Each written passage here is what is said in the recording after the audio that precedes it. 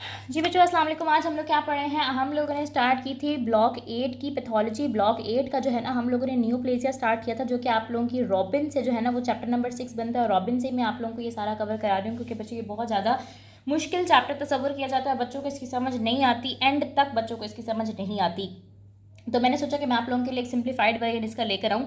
पिछली वीडियोस में हम लोगों ने क्या स्टडी किया, पहले हम लोगों ने जो है ना इसका एक जनरल ओवरव्यू, एक जनरल कॉन्सेप्ट स्टडी किया। उसके बाद हम लोगों ने इसका नॉमेनक्लेचर स्टार्ट किया था। ठीक है, नॉमेनक्लेचर तकरीबन मैंने आप लोगों को सारा पढ़ा दिया था। बिनाइन और मेलिग्नेंट वगैरह हमने एपिथेलियल, मीजनकाइमल, ओमा, कार्सिनोमा, सार्कोमा सब कुछ पढ़ लिया था।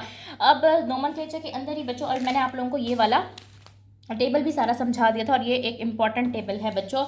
उसके बाद हमारे पास क्या रह जाता है, कुछ 4-5 डेफिनेशन है जो एमसीक्यू पॉइंट ऑफ व्यू से काफ़ी ज़्यादा इंपॉर्टेंट है, ये रिपीटेडली आते हैं। तो मैंने सोचा कि मैं आप लोगों को एक डिफरेंट वीडियो के अंदर कवर करा देती हूँ। तो सबसे पहले हम लोगों ने यहाँ पे क्या पढ़ना है, मिक्स ट्यूमर्स के बारे में पढ़ना है, हम लोगों ने टेराटोमा के बारे में पढ़ना है, कॉरिस्टोमा के बारे में पढ़ना है, हेमाटोमा के बारे में पढ़ना है, और कुछ फिर एक्सेप्शंस टू बिनाइन ट्यूमर्स पढ़नी है। ठीक है बच्चों, सबसे पहले हम बात करते हैं मिक्स्ड ट्यूमर से। अब नाम से पता चल रहा है कि मिक्स्ड मतलब इसके अंदर कुछ मिक्स टाइप ऑफ सेल्स आप लोगों को मिलेंगे। अच्छा बच्चों, इतनी बात आप लोगों को पता होगी कि जो ट्यूमर सेल्स होते हैं ना वो सारे के सारे आपस में कुछ रिजेंबलेंस शो करते हैं। जैसे मैंने आप लोगों को बताया था कि एक ट्रांसफॉर्म या फिर म्यूटेटेड सेल होता है ना, लेट सपोज इसके ऊपर एक्स हम डाल देते हैं कि ये इसकी म्यूटेशन को शो कर रहा है। जब ये डिवाइड होगा तब इससे जो है ना मजीद आगे 2 सेल्स बनेंगे, तो उनके ऊपर भी एक्स डाल देते हैं क्योंकि वो भी इसी जैसे कैरेक्टर शो करेंगे ना, क्योंकि ये उसका पेरेंट है, ये इसके बच्चे हैं फॉर एग्जाम्पल। तो ये सेल्स इसी प्रोजेनिटर से तो आ रहे हैं, तो आपस में भी रिजेंबलेंस शो करेंगे, और जिस प्रोजेनेटर से ये निकले हैं उससे भी रिजेंबलेंस शो करेंगे। फिर ये आगे डिवाइड होगा, आगे 2 सेल्स में ये 2, तो सारे सेल्स आपस में एक जैसी रिजेंबलेंस शो करते हैं, क्योंकि सारे के सारे जो ट्यूमर सेल्स होते हैं वो एक ही ट्रांसफॉर्म्ड सेल से आ रहे थे, जिसको हमने क्लोन बोला था।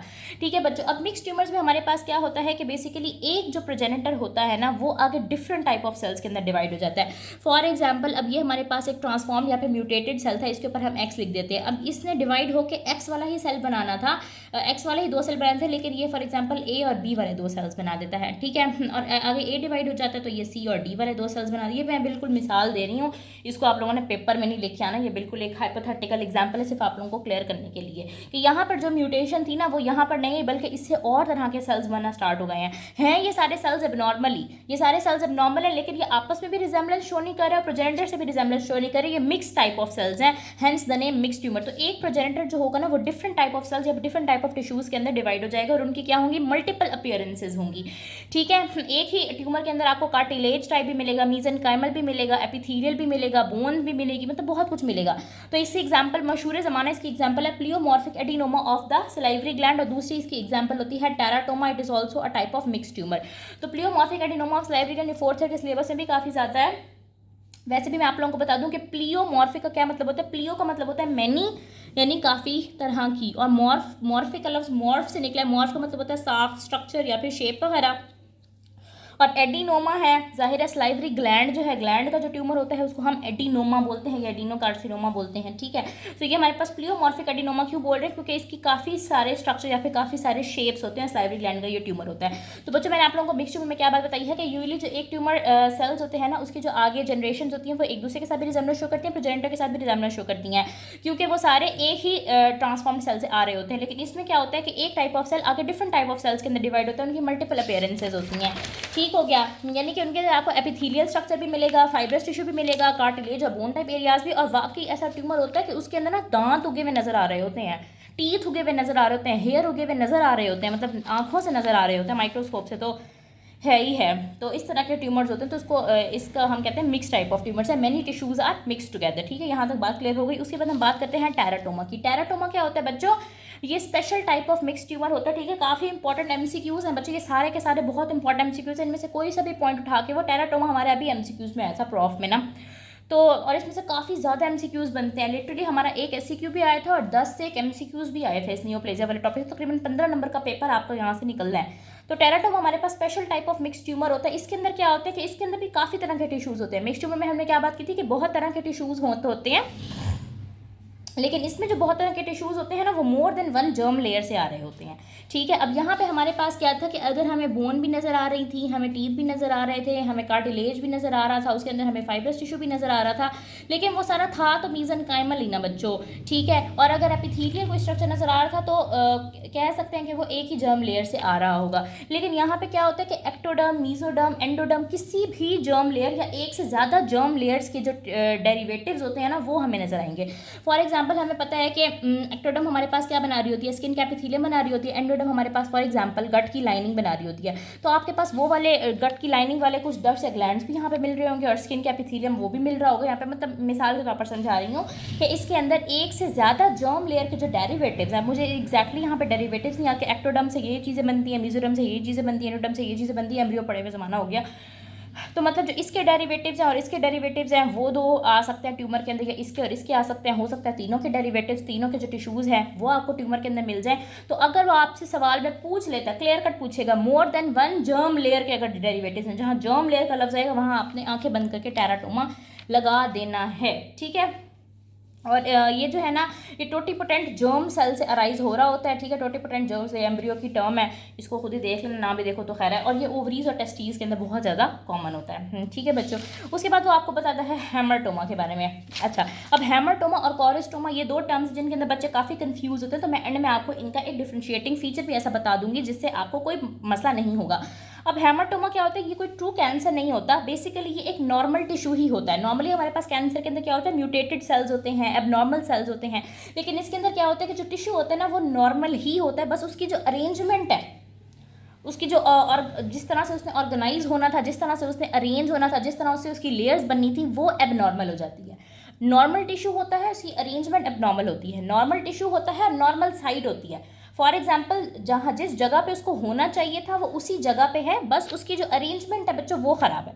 ये एक बिनाइन कंडीशन होती है। फॉर एग्जाम्पल मैं आपकी बुक की एग्जाम्पल मैं वैसे बता रही हूँ, लंग का अगर हेमरटोमा है किसी को, तो आपको जब उस माइक्रोस्कोप में देखेंगे आपको कार्टिलेज मिलेगा, उसके अंदर ब्रोंकाई मिलेंगे, वेजल्स मिलेंगे। देखा जाए तो कार्टिलेज, ब्रोंकाई, वेजल्स ये तीनों लंग के नॉर्मल कंपोनेंट हैं। आप लंग के अंदर भी तो जब देखते हो माइक्रोस्कोप में तो इसके आपको याद होगी, उसके अंदर भी आपको ब्रोंकाई मिलते हैं, वेजल्स, ब्लड वेसल्स मिलती हैं, कार्टिलेजिनस स्ट्रक्चर्स भी मिलते हैं। ठीक है, तो यानी कि ये नॉर्मल स्ट्रक्चर है लंग का ही, नॉर्मल साइट पे है, नॉर्मल टिश्यू है, बस ये डिसऑर्गेनाइज्ड मिलेगा, इसकी एबनॉर्मल अरेंजमेंट मिलेगी।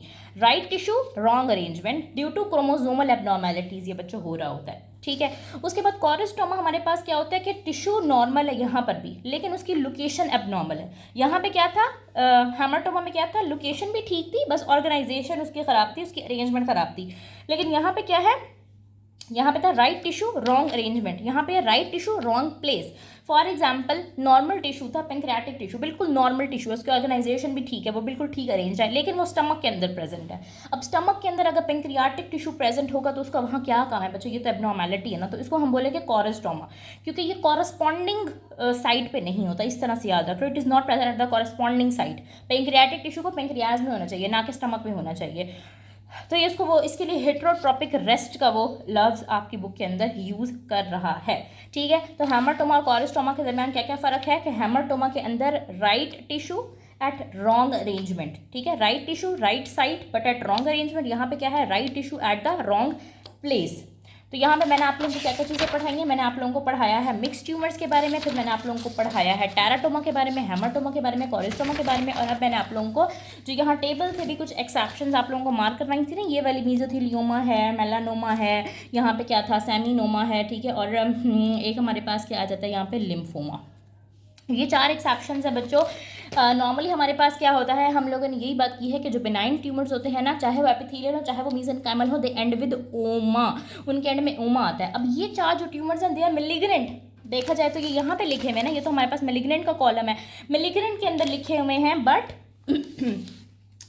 इनके एंड में भी ओमा आता है। ठीक है, तो हम इसमें कुछ कर नहीं सकते, अभी साइंसदानों का अपना ही कमाल है। तो सबसे पहले का कंडीशन हमारे पास क्या आती है, मेलानोमा। अब मेलानोमा हमारे पास क्या होता है, बेसिकली जो मेलानोसाइट्स होते हैं, आई थिंक स्किन के अंदर ही होते हैं, आई एम नॉट श्योर, तो हाँ स्किन के अंदर ही होते हैं, मेलानोसाइट्स जो है ना, उनका कैंसर, उनका मेलिग्नेंट कैंसर होता है, उसको मेलानोमा बोलते हैं। लिम्फोमा आप लोगों को मुझसे ज़्यादा बेहतर पता होगा कि आप लोगों ने हीमाटोलॉजी पढ़ी है, मैंने पढ़ाई है वैसे। लिम्फॉइड टिश्यू का जो मेलिग्नेंट ट्यूमर होता है उसको लिम्फोमा बोलते हैं। Next is mesothelioma. Mesothelioma basically हमारे पास क्या होता है कि मीजोथीलियम का एपिथीलियम होती है एक तरह की, मीजोथीलियम का जो मेलिग्नेंट ट्यूमर है उसको मीजोथीलियोमा बोलते हैं। Next seminoma. सेमिनोमा जो है ना वो टेस्टीज या फिर टेस्टिकल्स कह लो, उसका जो मेलिग्नेंट ट्यूमर होता है उसको सेमिनोमा बोलते हैं। आप लोगों के लिए क्या इंपॉर्टेंट है कि आप लोगों को ये 4 नाम स्टार्ट होने चाहिए, they end with oma but they are malignant tumours. तो बच्चों यहाँ पे हम लोगों का बुक से मैं आप लोगों को दिखा देती हूँ कि क्या क्या चीज़ें हम लोगों ने यहाँ पर स्टडी कर ली हैं। सॉरी ये बुक का थोड़ा हाल ख़राब हुआ है, निम्रा की बुक है, मेरी है भी नहीं। तो हम लोगों ने ये स्टार्ट वाली चीज़ पढ़ ली थी, जनरल ओवरव्यू पढ़ लिया था हम लोगों ने, नॉमेनक्लेचर बहुत अच्छे से पढ़ लिया है, बिनाइन और मेलिग्नेंट सारा पढ़ लिया है। और इसके अलावा हम लोगों ने ये वाला सारा टॉपिक भी पढ़ लिया है। और यहाँ से हेमाटोमा, कॉरिस्टोमा, मिक्स ट्यूमर, ये काफ़ी ज़्यादा इंपॉर्टेंट चीज़ है बच्चों, एमसीक्यूज पॉइंट ऑफ व्यू के लिए आपको आनी चाहिए।